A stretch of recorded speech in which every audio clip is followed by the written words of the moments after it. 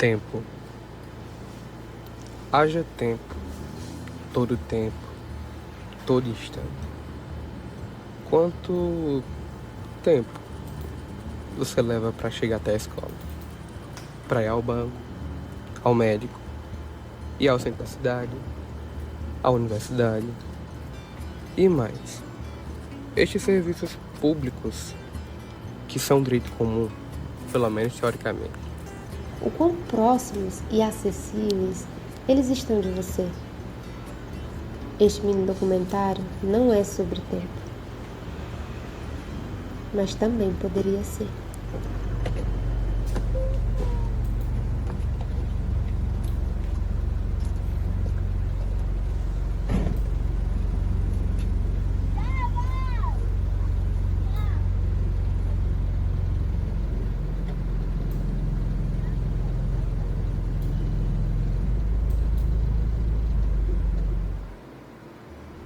Peça um pouquinho do seu tempo.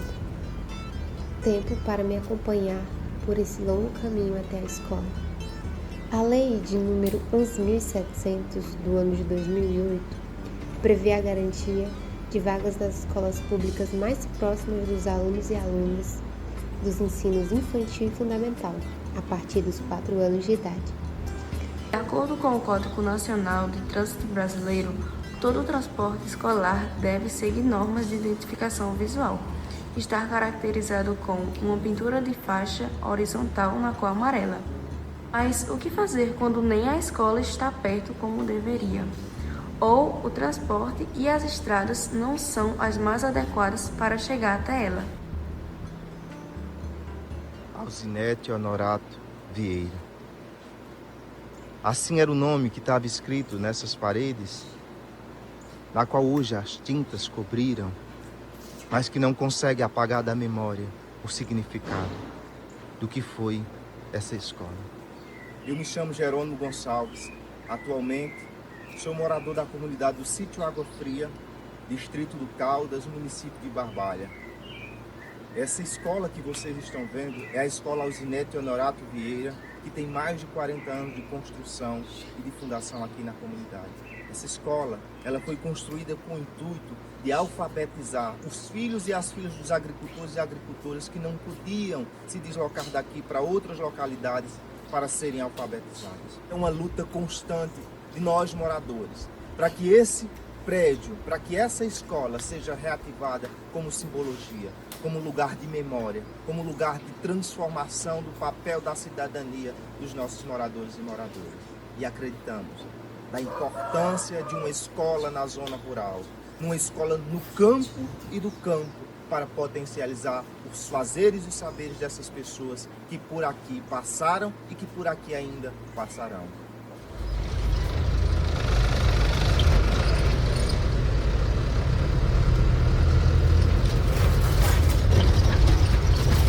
Moradoras e moradores de comunidades rurais enfrentam cotidiana e historicamente mais dificuldades para ter acesso aos serviços e equipamentos públicos.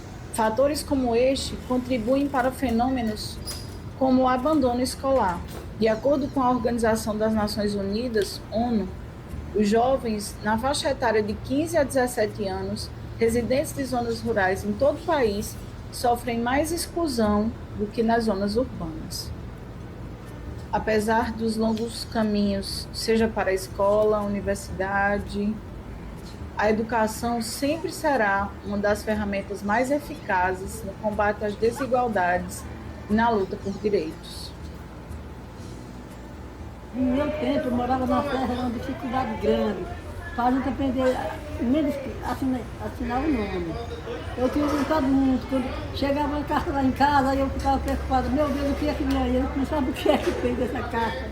E meu pai e minha mãe, nós éramos de uma família muito pobre. A dificuldade para se viver era grande. Aí esse dia de sair para vender o óleo. E eu criança, eu digo, mas meu Deus, o que eu vou fazer? Eu fui assim, na rua, comprei uma quartinha de ABC dessa pequena que tem, era só de nome, sabe? Também por vir, então eu começo a ensinar os outros povos, mas ela me ensinar as meninas a ler, escrever, Já o que eu aprendi, estava passando para os outros, sabe? Eu trabalho na roça, lá no Serra dos Cavalos, o povo tudo sem saber de nada. Aí de noite, eu ficava de noite lá, ensinando a eles, sabe? Todo mundo se reunia e ia para a escola para eu ensinar. O povo que aprendeu ensinando o povo. A gente sofreu muito. De minha família, tudo, o que sabe ler um pouquinho só é eu. Mas os outros, tem deles que não sabem nem ensinar o nome. Mas eu fui de minha inteligência, que eu era uma menina muito ativa quando era pequena. Teve muita gente que aprendeu a ler com eu ensinando. Tem uma irmã minha que sabe ensinar o nome ainda, aprendeu um pouco assim, eu ensinando em casa. E meu pai nunca foi na escola, mas não tinha que saber esse nome, quanto mais do que ele. Nunca tinha ido na escola. Mas era de enrolado para a conta, matemática não tinha, só tem ele mesmo para estudar. O longo trajeto, por si só, não é um problema. O que pode causar, sim. Não seria menos danoso e mais justo a viagem ser feita em um veículo adequado, minimamente confortável e que passasse por uma manutenção adequada para que a ida à escola ou à universidade não fosse um gargalo só pelo trajeto? Em qual condição está o ônibus que te leva onde você assiste suas aulas? Você tem que pagar um valor muito alto para isso? As condições das vias muitas vezes não são as melhores. Solavancos, ladeiras, terreno muito íngreme, o próprio calçamento estreito da estrada. Tudo isso e demais fatores estão nesse longo caminho. Mas nem tudo é problema. Entendemos que há muitas potencialidades para a educação em contextos rurais, dentre os quais a proximidade com as famílias, a possibilidade de maior identificação com o território e a busca de contribuir com o desenvolvimento das comunidades. Exemplos disso são as ações realizadas pela formadora de Ciências Humanas da Secretaria de Educação do município de Barbalha, Ana Cláudia Ribeiro, a Ana de Arajara, e as iniciativas da cordelista e educadora popular Lindicássia Nascimento, dentre os quais se destaca o projeto Munguzá com Poesia, Versos e Prosas.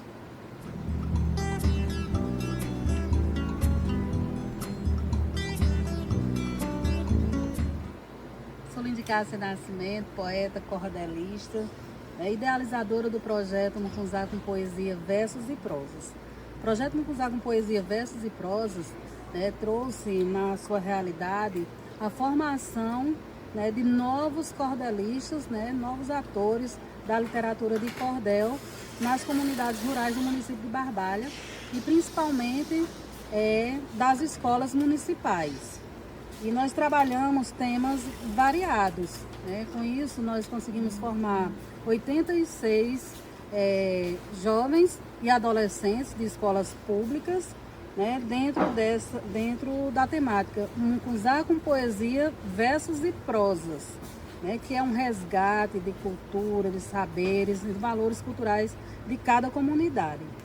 E aí, para isso, foi preciso que a gente pudesse fazer oficinas. A comunidade assim foi ficando emancipada e na década de 80 e de forma humanizada já fomentava o desejo para ser evangelizada. Chamo agora para falar a diretora em ação da Escola Bom Jesus para fazer a apresentação. Chega aqui, dona Adriana, dê a graça e o prazer de apresentar o cordel, que a gente vai ler, mas diga qual a importância esse teve para você.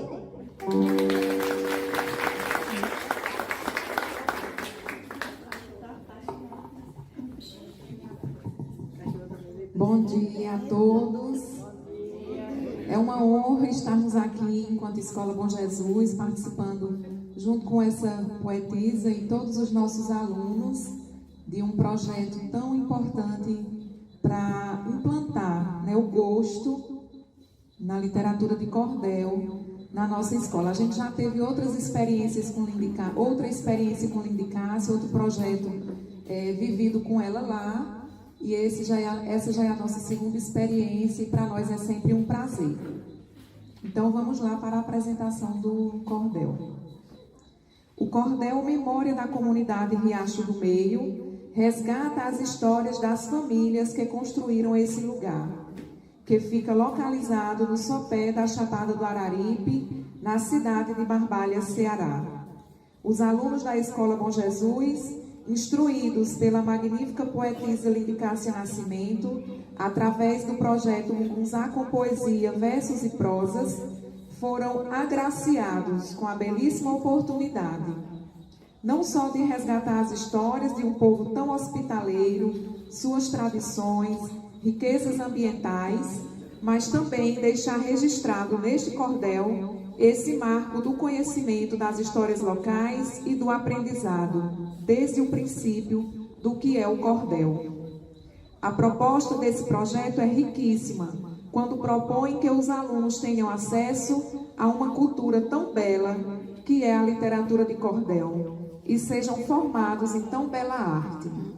Em nome da unidade escolar contemplada, agradeço a oportunidade e abro as portas para as próximas que virão.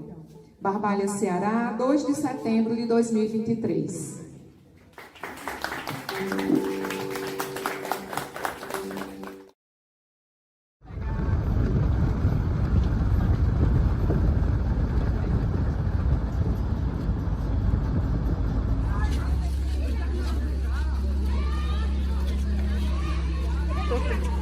Eu sou Ana Cláudia, professora nativa de Arajara. Eu costumo dizer que eu sou mais do que professora, eu sou uma indagadora do mundo.